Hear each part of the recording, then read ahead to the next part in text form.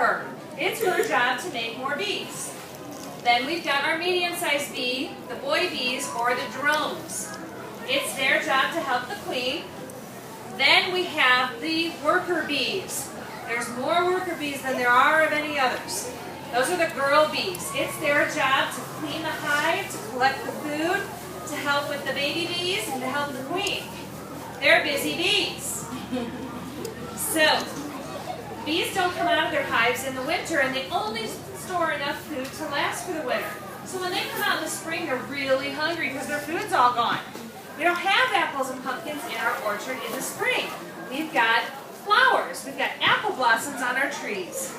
So they're going to come out of their hive and go looking for those flowers. How do you think they're going to get around? What are these? Wings. That's right. They're going to go flying around looking for something yummy and sweet. No, you're not a flower.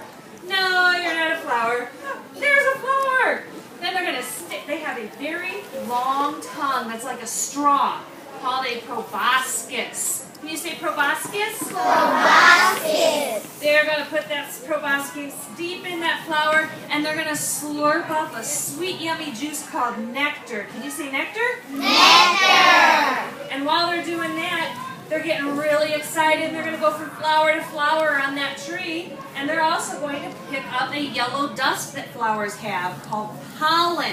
Can you say pollen? Pollen. And that yellow dust sticks to their very hairy bodies.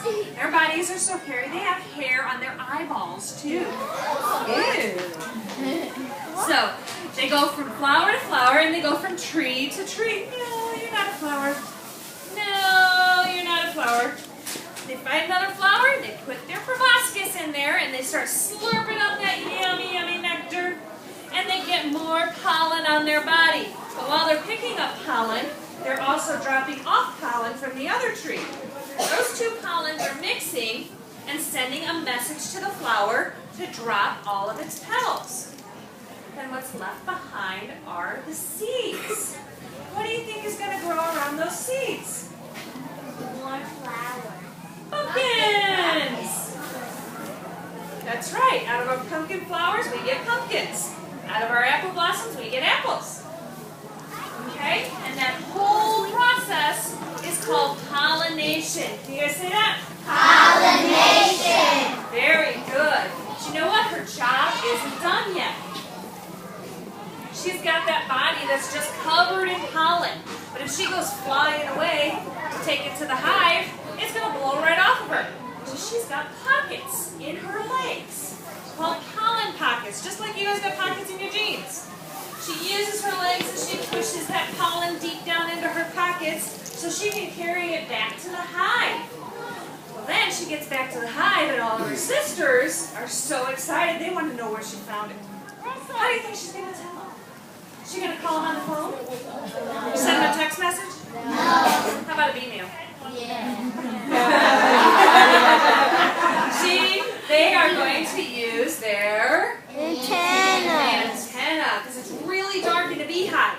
So all of her sisters are going to gather around her. They're going to lay their antenna on her body, and she's going to do a bee dance. You guys want to do the dance? Yeah. All right, you guys stand up. Okay.